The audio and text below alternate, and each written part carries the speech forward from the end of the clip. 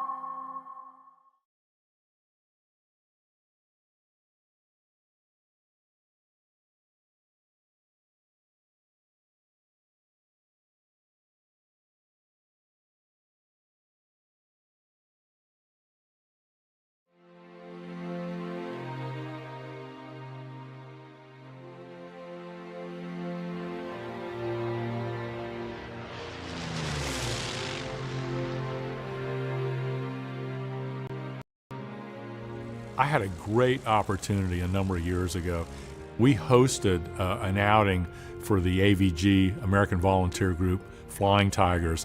They were having their union in Orlando, and one of the days they came out and they did a symposium here. They talked to the people, and there were a number of them here, but there were 5 of the original pilots. The rest of them were ground crew. And the 5 pilots who are no longer with us included the top scoring Flying Tiger, Tex Hill, with 16 kills.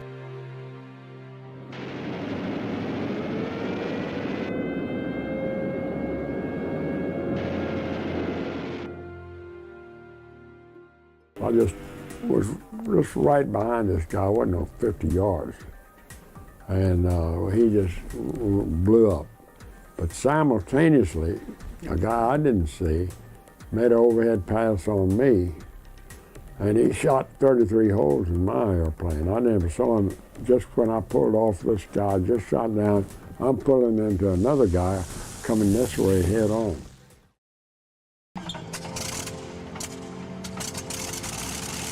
I got the opportunity to take each one of them up in the airplane, let them taxi the airplane. I did the takeoff.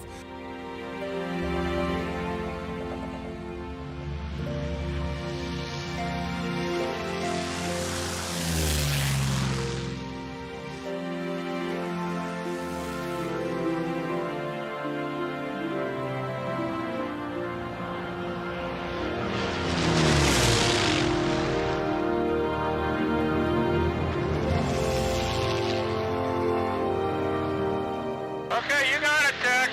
Okay, I got it. Now we'll start off, we'll do a left turn, 90 degrees.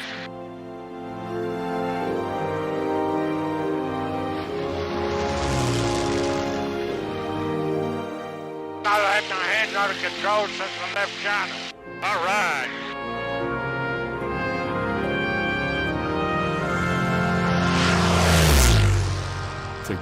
Flying a P-40 with him was unbelievable. Actually flying with all 5 of them.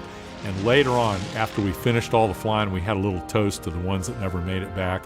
And I asked them, all 5 of them at the same time, I said, when was the last time you all flew a P-40? None of them had been in a P-40 since 1942. What a great honor.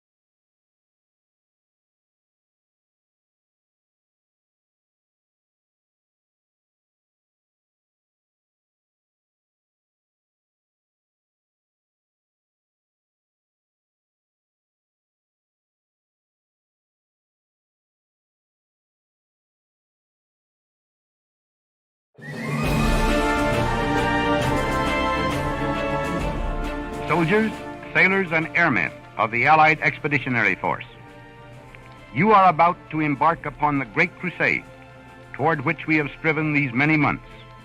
The eyes of the world are upon you. More than 5,000 ships and 13,000 aircraft supported the D-Day invasion of Europe by the Allies. By day's end, the cost in lives on D-Day was gut-wrenching. More than 9,000 Allied soldiers were killed or wounded. Just a mere 3 weeks after my dad arrived in England with his 434th Fighter Squadron, he found himself in his P-38, participating in the biggest military operation the world had ever seen, the landing on the beaches of Normandy on D-Day, June 6, 1944. His orders were very specific that day. He was not to fire on anything on the ground. He was to protect the men landing on the beaches from the Luftwaffe flying above. The problem was the Luftwaffe never came up that day.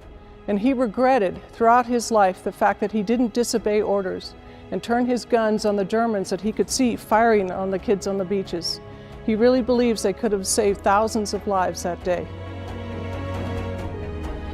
We were pulled in to brief, and we were sent down to the south coast of England very, very late in the afternoon. And the ships were gathering and starting.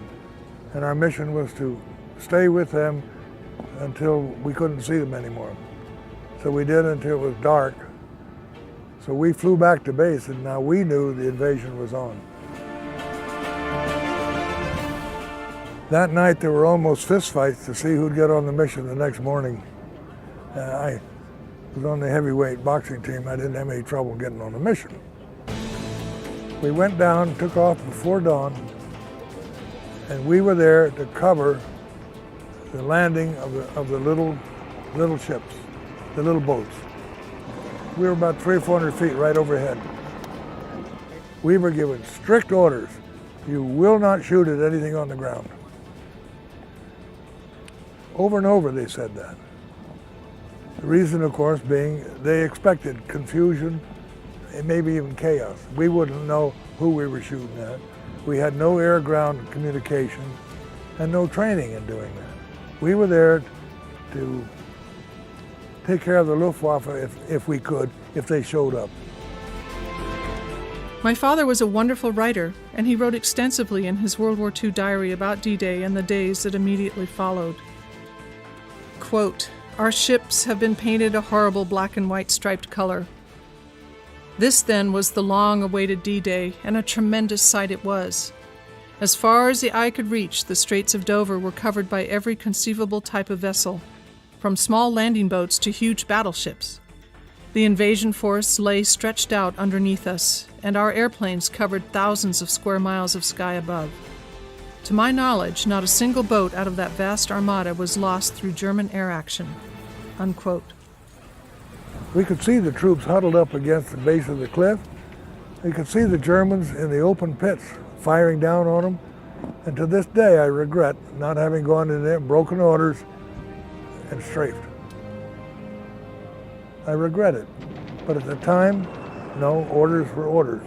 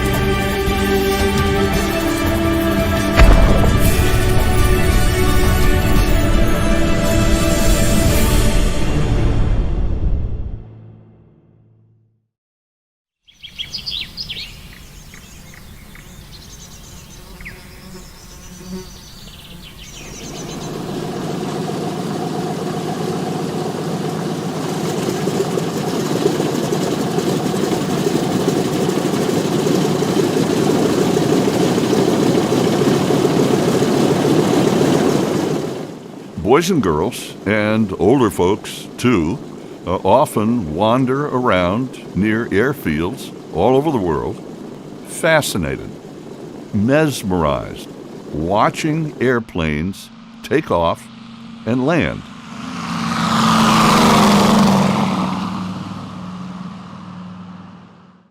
Magic. Once in a while, they are almost certain to see one particular design of plane. They would notice it has a kind of roundish cylinder fuselage, broad wings, 2 engines, and a tail wheel. So the plane's nose points slightly toward the sky, like it's about to take off. The plane may not look like much, but looks deceive. For over 80 years, the plane has been a force in civilian life and in wartime. In 1936, the Douglas Aircraft Company rolled out the first DC-3, it was called, a civilian airliner that led the way in passenger air travel.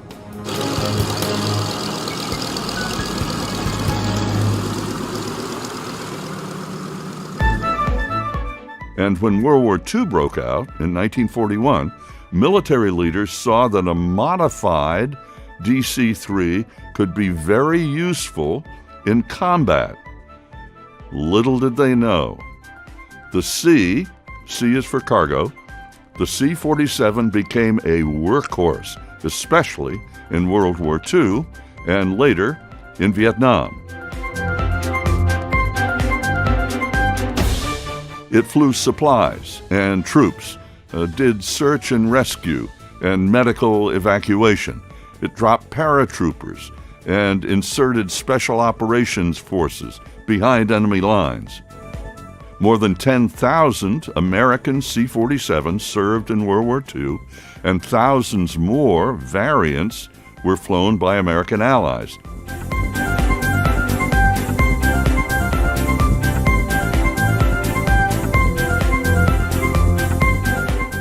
The plane served in every theater during World War II.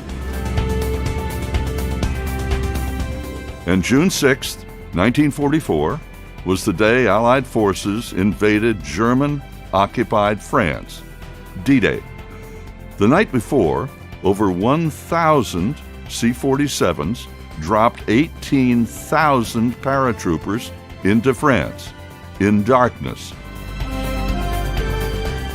At dawn the next day, Allies stormed the Normandy beaches, 6,000 ships and landing craft, 11,000 aircraft, and over 150,000 soldiers, sailors, and Marines. It was the beginning of the end for Nazi Germany.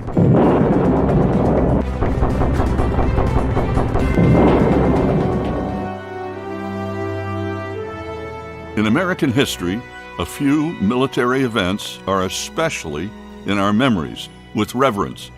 Concord, 1775, Paul Revere's Ride. The Civil War, Lincoln, and D-Day.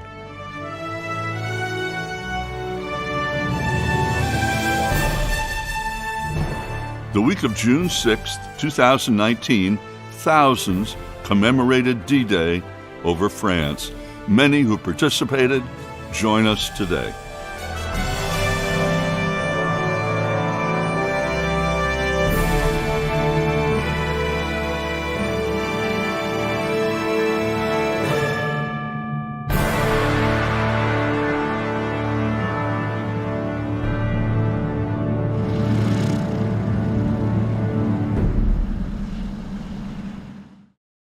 Thank you. Good morning, everybody.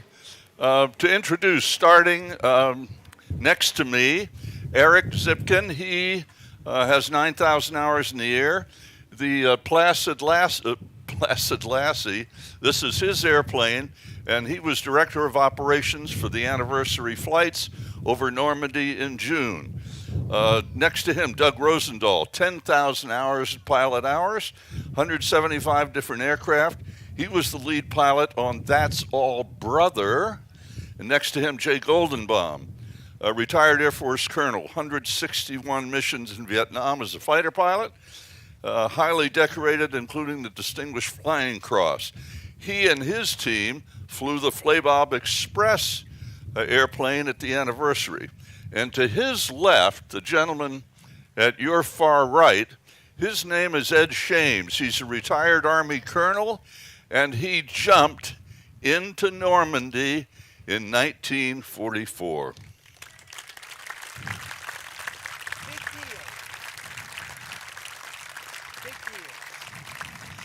Yeah, so Ed, you are the big wheel. I mean, you're it. Big deal and big wheel, both. Ed, that jump. Yes, sir. What was the preparation to jump, and did you jump at night or in the day? We jumped at night. Night jump. I was in charge of the sand tables to prepare for the jump for the whole battalion. What were the sand tables? Sand tables are replica of what we see when we on the airplane looking down. We're supposed to have a replica of the ground, so we know where we were and know where we're supposed to go, know who we're supposed to be with, and which way to go. But it so happens that the good old Air Force decided that they were scattering us all over the damn place, and there was only one plane out of 49 that hit the drop zone. And I landed in Carentan. Of course, had I known where I was then, I wouldn't be here today, because I would have dropped dead the moment I found out that I was in Carentan. Because I put on the sand tables, avoided all costs, because they had 2 divisions of Germans in town. When I found out about it, I told the men that was with me that I picked up on the way to our mission. I said, let's get the hell out of here right now. And of course, I brought 18 men to our mission at the bridges that we were supposed to defend. What was your rank then? I was a staff sergeant at that moment. And what was your unit? When I got back to camp, not to camp, to the bridges, our mission, I was made a second lieutenant on the spot. 4 o'clock in the morning at 6 a.m. At 4 o'clock in the morning. So you June jumped the 6th. as a sergeant and landed as a lieutenant. Right. What happened then? What happened then? How'd you avoid the 2 battalions of Germans in town? Well, by sheer luck. By sheer luck and guts. We were determined to hold on to what we were supposed to. Out of the whole battalion, there was only 119 of us there. That was the whole battalion. But we held on, and we waited for, in fact, nobody knew we were there for 3 days. We were the lost battalion. Finally, they relieved us, beach forces relieved us, and then we went into a holding area and waited for further orders. What does the term Band of Brothers mean to you? Band of Brothers? It's a nice name. It's something that's Dr. Ambrose came up with, Band of Brothers. From Greek mythology. No big deal. So when you, from those days forward, how long were you in Europe on the ground? From those days, we stayed in Normandy until July the 15th. Then we went back to England, at which time I was duly commissioned a second lieutenant. Ed, from all of us, thank you for the service you provided and helped protect our freedoms. Thank you very much. I appreciate it. Thank you. Thank you, sir. Ed, you were, Eric, excuse me. Here you were director of operations. How many airplanes were there? Describe what you did with all these airplanes. How many were there, and what were you doing? What was your mission? Our mission ultimately. Ooh. Hello? No, you're probably okay. Yeah, John's got one for you. Go. Yeah. Ron, back. Nobody wants to hear what I have to say. Yeah, there you go. Yeah, we do. Yeah. See if your mic's working now. Test. Test. No. All right. Let's see, redundancy here, right? Our mission ultimately was to bring a full squadron of C-47s to Normandy to honor the 75th anniversary of the D-Day invasion. We succeeded in doing that, and then a little bit, we had 15 aircraft that left North America with us, and all 15 aircraft arrived in Europe and were able to participate. We joined another 8 European-based aircraft, so when we flew across the Channel on June the 5th, we had 23 DC-3 C-47s that went across the Atlantic. Wow. That went across the English Channel. So now, where was this airplane from here in the States? Where was it based? The airplane, Placid Lassie, lives in Florida. And so she, like most of the other airplanes, all gathered in the New York City area, in Connecticut, where I live. We spent about a week worth of training and preparation, including trying out our survival gear and a bunch of formation training and really learning how to work together. Work together? Hello? Yep. Work together as a group. And then we departed on May 19th to go across the Atlantic. Doug, where was your airplane? Our airplane's based in San Marcos, Texas, at the Centex wing of the Commemorative Air Force. And what was the preparation for you getting ready? Well, we did a tour across the southeast United States to several locations, Andrews Air Force Base, Atlanta, Birmingham, just kind of to build excitement. Ended up in Oxford to join up with the D-Day Squadron. That's where I arrived, and then we did some pretty serious training at Oxford, to get everybody prepped up for the crossing and so forth, and then we pressed off from Oxford as part of the group. Right. Hand that back to John, if you would. And John, where was your airplane based? Flaybob? Our airplane is based at Flaybob Airport in Riverside, California. Right. How much, to all three of you, how much preparation, how much in advance did it take to make sure these airplanes were in good enough shape to get over there and get the job done? How long did it take, and what you have to do that? I'll speak for ours and pass it on, but we started preparing for this. I met Eric at Oshkosh, because I come every year and so does he, and he told me about this absolutely wonderful opportunity to go and do the reenactment for the 75th anniversary. We immediately said we're going. The short answer for you, David, on what it took is we started working for 2 years, put on 2 new engines, a couple of them actually worked, put on a couple of more, rebuilt the airplane, completely gutted it and put in new avionics. So there was a significant amount of preparation that we did before we'd fly. Wow. Doug, what about your airplane? We'll all have to share that, Mike. Yeah. Oh, you're good. Yeah. You're good, Doug. So that's all brother had just come out of a major restoration. It was discovered over here in the boneyard at Basler, and when we learned the history of the airplane, and the CAF bought that airplane and put it through basically a zero-time restoration that lasted about 3 years. First flight was in January 31st of 2018, I believe. And so we'd been flying for a year, but it was all the airplanes. I mean, I watched them all across the country, and everybody put a lot of energy into their airplanes in anticipation of this historic event. Yeah. Eric, what about yours? Yeah. Well, I echo every other team. It was time, and most importantly was really getting the opportunity to fly the airplanes.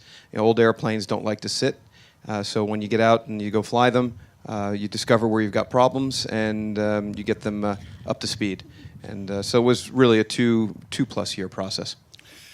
Given the complexity of all that, all three of you, where'd the funding come from? The funding ultimately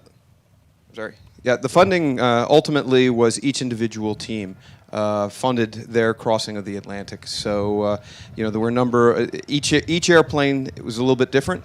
In our case, it was several benefactors that saw the value of our mission and contributed donations to make that happen. Some other aircraft, it was Kickstarter campaigns and selling T-shirts. So it was really but it was a privately funded, individually funded community, yeah. Exactly, a community event. Ed, you raised your hand. I'd like to say something about the fact that we were scattered all over the place, as much as 50 miles away from our drop zone where we were supposed to be, some of us. But it wasn't a bad thing after all, because the Germans first put out a bulletin that as many as 200,000 paratroopers has descended on Normandy. Actually, it was 30,000. And we scared the hell out of them. When they saw us, they ran, and they ran fast. So that's it. Hey, hand the mic back to John, if you would. Hey, John, and all three of you, describe the trip across the pond. How did you get from Connecticut with all that preparation? How many airplanes were there, and what was the route to get you all to England? Well, I'm going to give it back to Eric for that, but I do want to say, here's a quick plug. We would have never made it without Eric Zipkin sitting over here to my right. I can't say enough about Eric. Eric, again, I have a military background, and I know a true leader when I see one. And there was no doubt that Eric picked up the leadership role immediately, and in some pretty tough times, carried the ball every time, every way. A hard-working guy, a smart guy. And I'm going to let Eric tell the story, because actually I crossed the pond in the back of a 747 drinking a martini. So, as I told our crew, been there, done that. I'm not putting on an exposure suit. I've done that before. So I got to engage in all European flying. It was great. But a pitch for Eric, you cannot say enough, all of us that flew, about who he is and what he did for all of us. Thank you, Eric. I'll just echo that. A lot of you know a little bit about WARBIRDS and the people who fly them, and I said from the get-go, flying a DC-3 across the North Atlantic was a pretty straightforward operation, and it turned out to be an incredibly easy thing. We flew the same airplanes on the same route to the same destination as the kids did 75 years ago, and what we did had nothing in common with what they did. We had 50,000 hours of flight experience in our cockpit. They were lucky to have 500. We had a bucket full of GPSs. They had a brand new navigator fresh out of nav school looking through a star dome in the top of the airplane. We had 3 different computer weather models that we were comparing in the weeks and months leading up to this to get comfortable with the weather, and it was dead accurate. We knew where the ice was, but more importantly, we knew where it wasn't. And we went into Narsarsuaq with absolute certainty that we were turning up the right fjord to get to that destination, because if they made the wrong decision, they ended up in the rocks. And so while we imitated what they did, it had nothing in common with the courage that it took for those kids to launch off from Goose Bay to Narsarsuaq on to Reykjavik and then Prestwick, Scotland. So it was an incredible trip. And I'll echo what John said about Eric. Again, these 15 groups of people that are passionate about their airplanes and the missions that we tell often have opinions. And while I said it was a fairly easy technical thing, managing, I said it was a psychological experiment. It was going to turn out to be managing the egos of all these people. And Eric's leadership managed that so well, and we came together as an incredible team and got to know some people that'll be just lifelong friends. And 15 groups of people that spent 2 years getting their airplanes ready raised $150,000 to $250,000. That sorts out to a pretty high class of people, and I was just honored to be a part of it. Wow. Eric, your ears burning? Yeah, my ears are burning. Thank you, guys. My job was made a whole lot easier by those 15 teams. One of the most important things that came of this, in addition to honoring the veterans and honoring the events, was really showing that we can bring disparate groups of warbird operators and even civilian aircraft operators together, and it's really a great template for the future to keep the aircraft flying. Going across the Atlantic, as Doug described, we left the Northeast. We went to Presque Isle, Maine. and then on to Goose Bay, Newfoundland. From there, most of the aircraft went to Narsarsuaq in southern Greenland, and then Reykjavik, and ultimately Prestwick, Scotland. There were a couple airplanes, because of weather and because they had a little bit more range, went all the way up to Sondrestrom near Thule, Greenland, and we're able to continue the flight that way. But as Doug said, it's the same geographic points, but our job was made a whole lot easier by 75 years worth of technology. There's one other person that needs credit for this. Eric located a young Coast Guard helicopter pilot up in Alaska named Kevin Riley. And Kevin volunteered to help us with logistics, and he too was an amazing leader, and he brought a professionalism and a confidence, and he went and did research on DC-3s. You know, when we were talking about immersion suits, I said I'd rather have a 9mm. The result's the same and it's quicker. But he did research and found that the C-47 is really an incredibly seaworthy airplane, and he had lots of examples of airplanes that were successfully ditched in the open ocean, to the point where he had a picture of 3 guys standing in the door with a raft right there waiting for the airplane to sink to step in the raft. And he assured us if we got in the raft, the Coast Guard would be there to get us. Wow. And that added a lot of confidence to us in this mission. And so Kevin Riley, and he was with us for almost a month, took leave, and I think the Coast Guard matched some of his leave because they figured it was better to have us have some adult supervision than go on our own. You know, just a slight interruption. The Coast Guard doesn't get nearly the recognition and respect that it is due every day, every night around this country and around the world. Just take 2 seconds and let's hear it for the U.S. Coast Guard.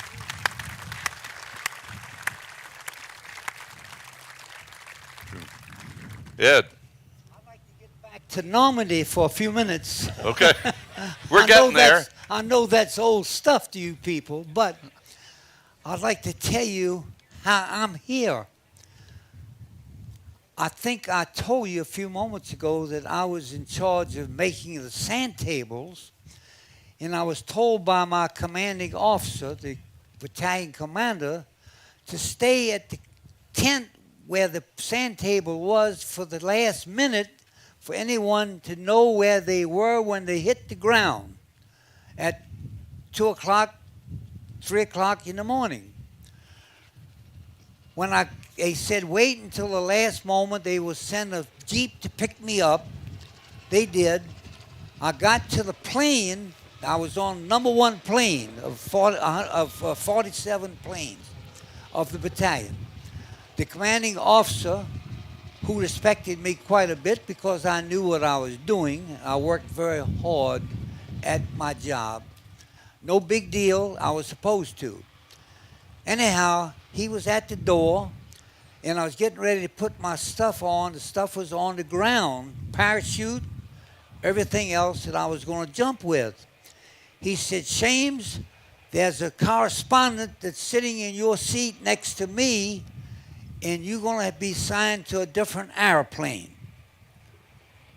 Well, I was very disappointed because I usually sat next to the colonel when I jumped, because he depended on me quite a bit of where we were and what we were doing. No big deal. That was my job. I was not smarter, brighter than anyone else, but that was my job, and I did my job well. I wanted to do it. So anyhow, I was nervous as hell. We were getting ready to get our tail shot off in Normandy, and there I was in the middle of nothing. So he said, go to so-and-so plane. Today, I still don't know what plane I was on. Nobody has a manifest to show the plane that I was on. I can't even prove that I jumped into Normandy. But anyhow, the Jeep took me to this airplane, and of course, I was nervous, so was everybody else, I think, unless they were crazy as hell. Anyhow, the jump master said, Shames, you get into the back of the plane, which actually was the front of the plane, and when the light goes on, the green light, start pushing and get everybody out. He knew who I was, and I knew who he was, but that was it. I didn't know the plane I was on. It was dark. It was 2 o'clock in the morning. So we took off. we ready to go right then.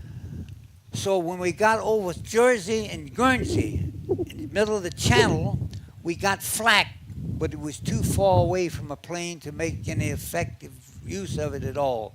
So nothing hurt us. And we got across the channel, right on the mainland, and all hell broke loose. If you ever been to a ocean view area like amusement park, night of fireworks, that's what it looked like. Stuff was all over the place. So we ran, and of course, when the pilots saw all of this stuff, they moved around, and I don't blame them. Of course, if I were in the cockpit, I would have done the same damn thing. Anyhow, about 2 minutes, 3 minutes later, the green light came on, and I got up, everybody got up and started pushing, and I was shoving. We got just about everybody out, and the guy in front of me, he was carrying a 60-millimeter mortar on him. Of course, I had my maps, I had my rifle, I had everything else. I had grenades. We were carrying spare rounds of ammunition for the machine gun because we had no supply whatsoever. We had to use all of our men for supply people, mules. So by the time we get ready to jump, the guy in front of me slipped on the floor. Took me about, I guess, 3 or 4 seconds to get him on his feet. Got him on his feet, hooked up, back hooked up, kicked him out of the airplane, and I jumped. Like I say, where I jumped, I had no idea in the world. And all I know, it took me about, I guess, 90 seconds to get down. It seemed like 3 hours because stuff was coming through my parachute, and you could hear the bullets and shrapnel coming through my parachute. No big deal. Everybody else had the same thing. A lot of people got killed on the way down. Finally, I didn't hit the ground at all. I hit a bunch of cows, as I said. And they start mooing. So I figured, I said, hell, if they start mooing, they must be ashamed. The Germans didn't know what was going on, so I started to moo too. Finally, I cut myself out of the horns of the cows and so forth. Got on the ground. Had no idea where I was at all. None. Like I said before, had I known I wouldn't be here now, I'd have dropped dead right then. Finally, I picked up about 18 men total. I knew exactly where I had to go because they had tracer planes up in the sky. As you see tonight, the astronauts in the shade of the sun. They had things to tell us north and south. They had tracer planes. So I knew I had to go northwest. So I started northwest. Finally, about 5 minutes, I told these guys, I said, look, we don't know where we are. We better find out. These people in Normandy do know anything about the area. They're farmers. They know everything. We better find out where we are so we know how to get to where we want to go. Well, finally we picked out this place. We didn't know whether it was a block, anti-aircraft block or what, but anyhow, I knocked on the door like it was Sunday morning, and the farmer came to the door with his wife, and I forgot that a lot of these guys had black faces and true cuts, mohawk cuts, so it looked like hell. Scared the hell of the woman, scared the hell of the farmer. She started screaming, and I grabbed her by the mouth and put her down on the floor, and I said to the farmer, direction. We found out a few words before we went into Normandy. He said, oui. So I pulled out a map, and I said, St. Mary Église, and he pointed, oui, St. Mary Église. I said, oui. I said, St. Côme de Mont. He said, oui, St. Côme de Mont. I oriented the map. I finally said, Brevan. He said, oui. Then I said, Carentan. He knocked on the ground on the floor. Oui. Carentan.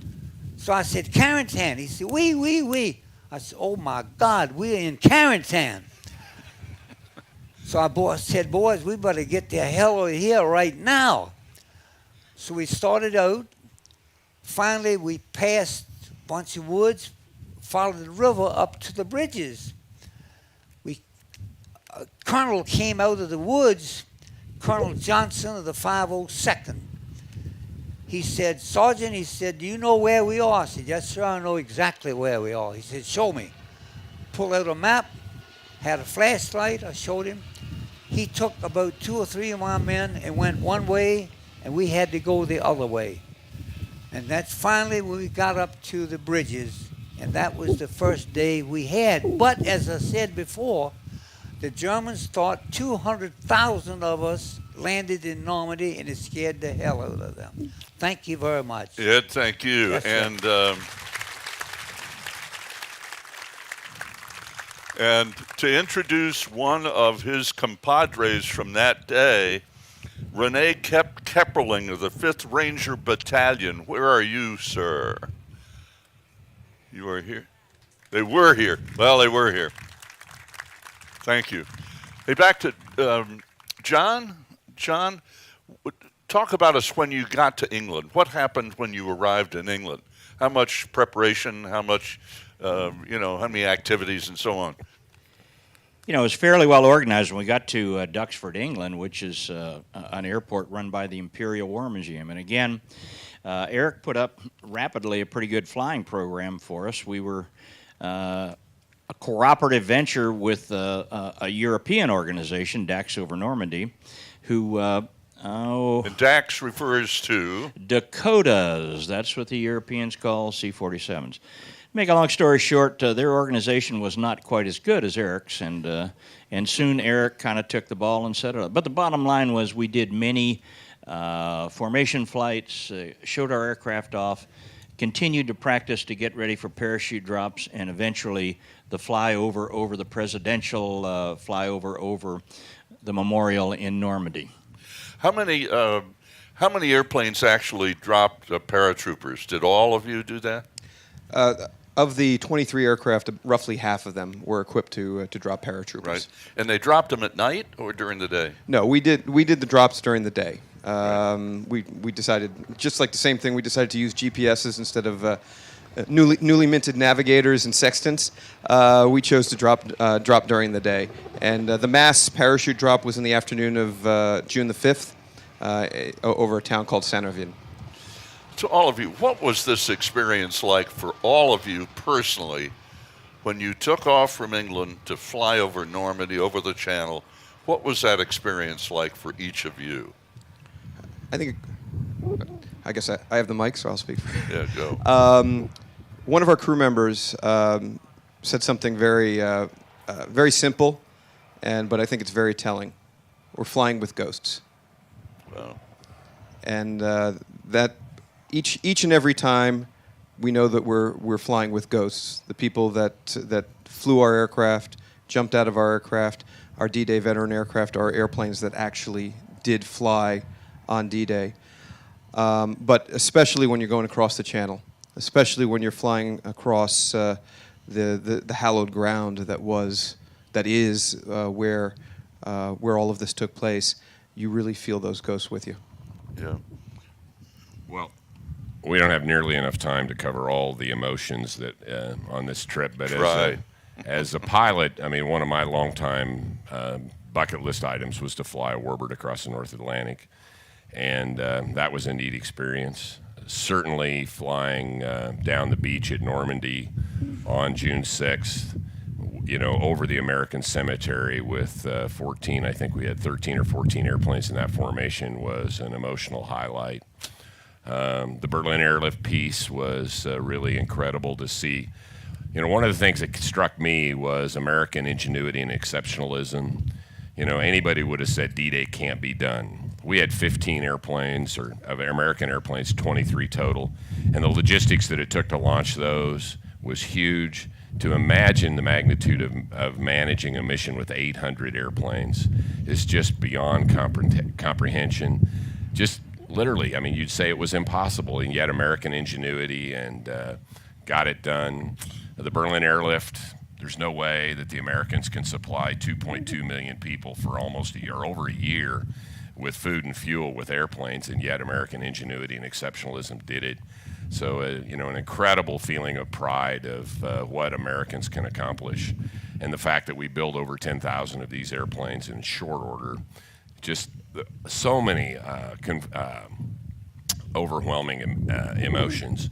And finally, I would say, as an EA member and AOPA member, having the opportunity to fly our airplanes in European airspace for 6 weeks, we enjoy an astronomical amount of freedom in America.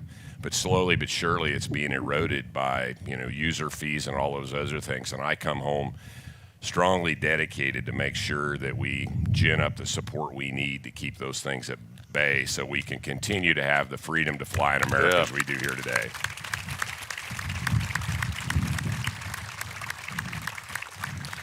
And besides the 800 airplanes, 150,000 troops.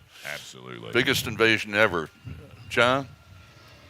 You know, David, the thing that was absolutely emotional for me was on June 6th, and many of you may have seen some media coverage of it. I was privileged to fly in the formation of 13 aircraft that flew over the American cemetery on June 6th over President Trump and President Macron from France. Prior to that, and Eric was the flight lead of the whole thing, and I was back in number 4, but prior to that, it was a beautiful day, very much like today, not European at all. And we took off from Caen Airport and formed up into this giant formation. It looks giant today. It was nothing like what you guys did in D-Day, but in our own little regards, it was pretty big. And then we flew in a holding pattern from Utah all the way down basically to Pont du Hoc. It turned around and flew back. So for an hour and a half in preparation for the flyover, we're flying over the beaches 75 years later that these brave men jumped on, okay? And when we finally left the initial point and flew over the American cemetery, it was a sea of people, and all the beaches were absolutely clogged with people to be there for the 75th anniversary.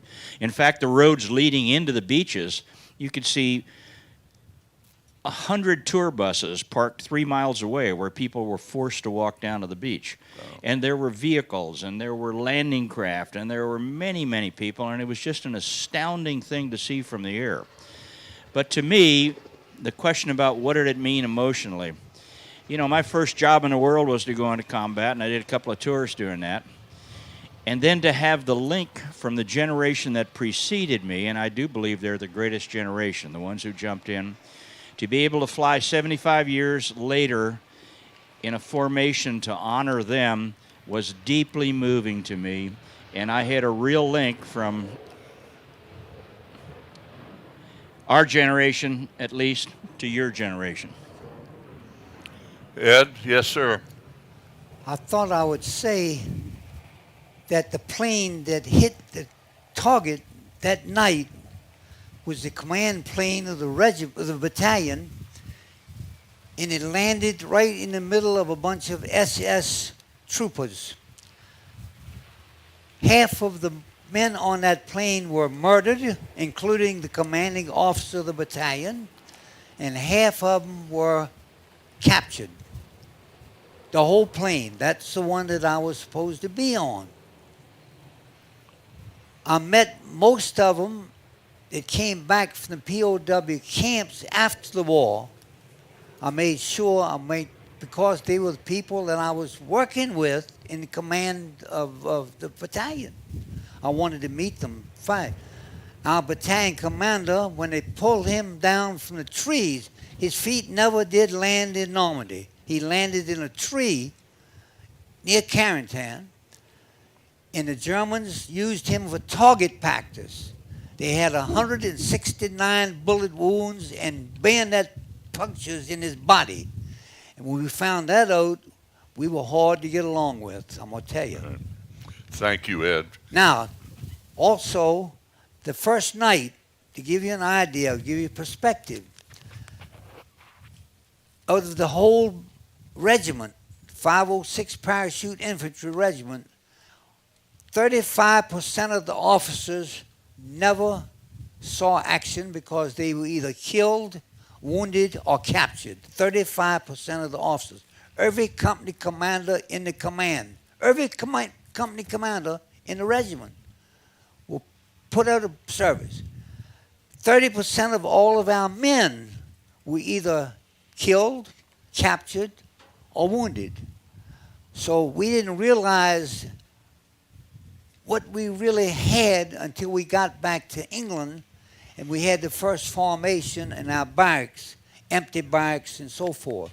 But then, of course, it struck us that we had a hell of a job. But they expected 60% casualties. So we did pretty good. You know, when you think about it, how many times will we hear a first-hand account of what happened at Normandy? And we've just heard it right now. Oh, one thing, Eric? one quick thing. Quick. Okay. I was over Normandy 39 times, 38 voluntarily. I never did go to the cemetery until about 10 years ago because I could not go into that cemetery because most of our people were buried there. But finally my wife convinced me to go in and I had one hell of a time. Thank you very much for everything. Ed, thank you. Ed, how old are you? How old am I? Yes, sir. 67. 97 years old. Yeah. Big deal. Big deal. Good vodka. Good what? Good vodka? Martinis. Good. That's the bar. Martini.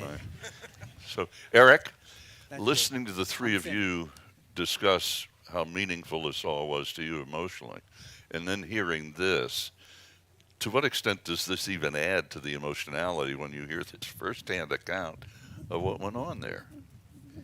I'm feeling emotional right now. Good.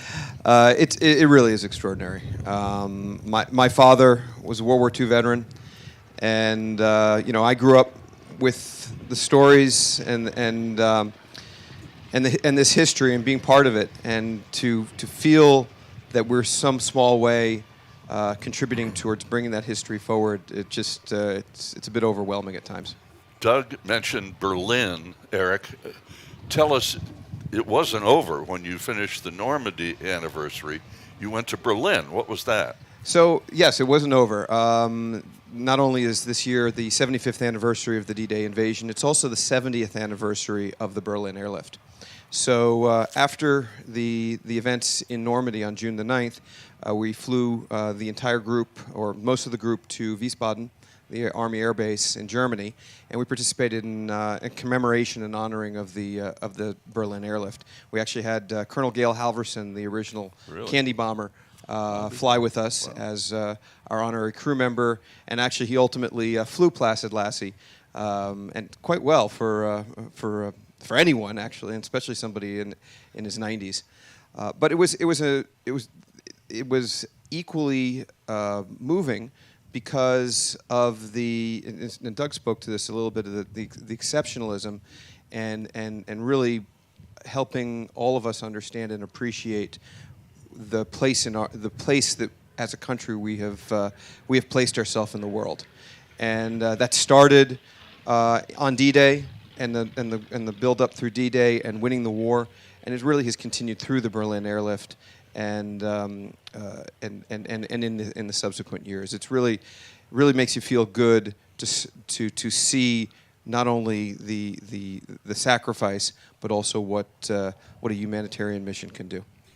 Eric, Doug, John, Colonel Ed, thank you all very much. What a privilege to be with you today.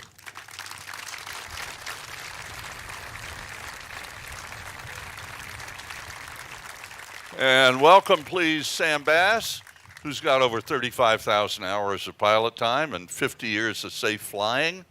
Sam, start us off with questions that have of everybody. Well, a lot of time is with him. Was that a good thing? It's a good thing. We had a good time. Tell us a little bit about your airplane here. I realize it's designed primarily was primarily for an airline. It was the first airliner, I think, that could make any money. The rest of them were all subsidized. But tell us about how well this adapted for military use. Well, as somebody in the airline industry, I'm not sure that anything in the airline industry actually ever makes money, but it was closer. Yes, the DC-3 was built, in the mid-1930s as a civilian airliner, and when the war came, it was probably the most efficient transport, whether it be passengers or of cargo. So it was quickly, really as like the rest of our country individually, put on olive drab and was made into the C-47 cargo aircraft, and it proved to be the backbone of our logistics. And logistics ultimately is what won the war. Okay, how about the power plants on the airplanes? So this airplane has the Pratt & Whitney 1830 dual-row radial engine. The original DC-3 had Wright 1820, and what happened is during when they militarized the DC-3, the 1820s were being used in the bomber aircraft, and they couldn't spare them for the transport. So they went to Pratt & Whitney and said, "What do you have that's close?" And they ended up with the 1830. So a wonderfully reliable engine and bulletproof. It is, however, a little bit heavier than the 1820 aircraft. Horsepower is about the same, though, right? That's correct, yeah. Okay, how about the fuel range? You got two fuel configurations in these airplanes? We've got several different configurations, but the standard one is 800 gallons of fuel, which is good for about 8 hours of flying time. Typically, if you're carrying a heavy load, you don't carry that much fuel. But when you need to go somewhere a long distance, like across the Atlantic, you have that range there.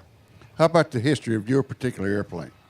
So Placid Lassie served with the 74th Troop Carrying Squadron. She towed a glider for the 82nd Airborne on D-Day, and then continued on, really kind of following the progress of the 101st and our advance across Northern Europe. Participated in the siege of Bastogne, the Operation Market Garden, and then ultimately the ultimate crossing of the Rhine. After the war, like most C-47s, she was sold off as scrap. As surplus, and was picked up by an airline on the Pacific Northwest, and she spent the next 30 years operating as an airliner. We ultimately found her in the weeds in North Georgia, in Covington, Georgia. Very well preserved, but a little bit neglected. And in the course of 8 weeks, we got her flying again and brought her here to Oshkosh in 2010 for the 75th anniversary of the DC-3 type. And ever since then, we've been operating her and as a flying restoration and bringing her to share her with as many people as we can. So the initial airplane, it was named the Placid Lassie? Yes, actually, thank you for reminding me. So initially, we did not know her name was Placid Lassie. We knew the serial number and the markings of the aircraft. And in 2014, we went over to Normandy for the 70th anniversary of D-Day. And when we landed in France, a Dutch gentleman came running out of the crowd and says, "I know your airplane, I know your airplane." And I said, "Well, that's very nice. We know our airplane, too." He says, no, here's a picture of your airplane. And he pulls out the picture from the unit history, the unit yearbook. It says Placid Lassie right on the side, and idling Ada on the engine. I said, "Well, where did you get this?" He goes, "This is your airplane. It's on the cover of the unit history, and I know your crew." I said, "We'd love to know who the crew is." He goes, "No, your crew, he's in California. Ed Tunison is the radio operator of your airplane, and he's alive and well in California." So I sent an email almost immediately, and I got a response very, very quickly from Ed, and he found out that he was very alive and well and ready to travel. So we put him on an airliner and flew him over to Normandy, or over to England, as quickly as we could. And he told us about the story of Placid Lassie. So Placid Lassie is the original name. She had that name because she was so quiet and calm. They would warm up the airplanes every morning, and she was so smooth and quiet that they called her the Placid Lassie. And then the engines, Eager Eileen and Idling Ada. Idling Ada was named after the crew chief's wife. And Eager Eileen was named after Ed Tunison's wife, which was a very, I think, an embarrassing story that he would tell to everybody in England about how, it's Eager Eileen and his 70-year-old son is standing next to him and said, Dad, that's Mom you're talking about. Now, Eric, you are a warbird pilot, and you've got a lot of experience flying warbirds, instructing. How can you compare this airplane flying to some of the other warbirds you've flown? I would say that she was built really for a purpose, and she does that purpose extremely well. She flies straight and level, extremely smooth, extremely stable.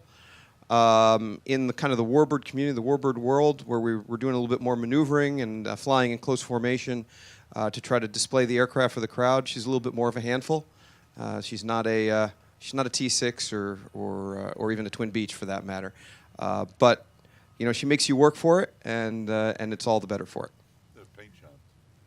Well, D-Day stripes. Yeah. How about your paint job? Our paint job are the original markings of our aircraft, and the stripes, the black and white stripes, are what are known as the invasion stripes, and those were to distinguish our aircraft from the enemy aircraft, and not get shot down over the beaches. Does it have any quirks as far as flying? How about crosswinds? She's a lot easier than some. It's just a tailwheel airplane, so crosswinds are always, like any tailwheel airplane, you're always flying the airplane until you shut it down and put chocks on it. But she's the DC-3 is a nice, solid, forgiving airplane.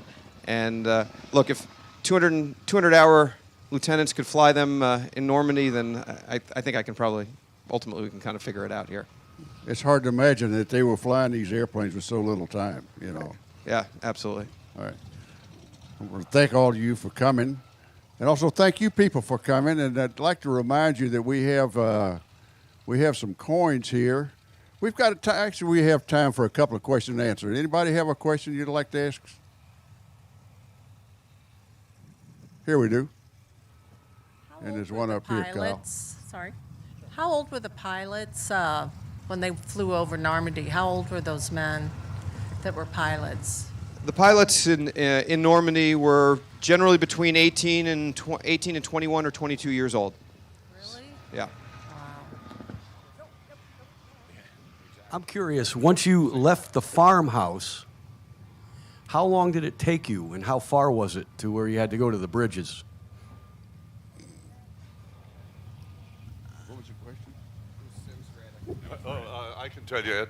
Once you left the farmhouse, how far was it, and how long did it take you to get to the bridges? Hour and a half. Hour and a half. Yeah. Hour and a half. Oh. Kyle. Yeah. Up to the top, Kyle.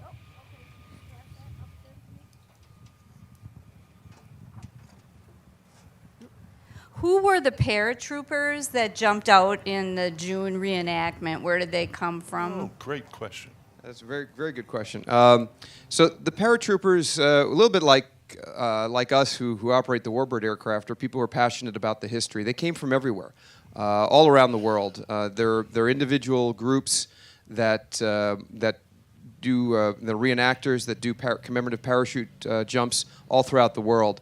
So it was a disparate group, but we had about 250 of those people that jumped. I totaled it up. We did a number of other jumps throughout Normandy, and I think we had about 250 paratroopers that jumped out of our individual aircraft throughout the 5 days we were in Normandy. You know the age range? The age range, everything from 18 years old to in their 70s. And actually, we had a couple. I believe at least one veteran who jumped over Normandy as well. Oh. Okay. One last question. It is a cargo plane. How much spare equipment and parts did you carry with you? Engines, wheels, brakes? We figure that each airplane had probably close to 1,000 pounds worth of spares. Nobody took an engine. We had wheels, tires, all the accessories, a couple cylinders per airplane. So it was probably between 500 and 1,000 pounds per airplane.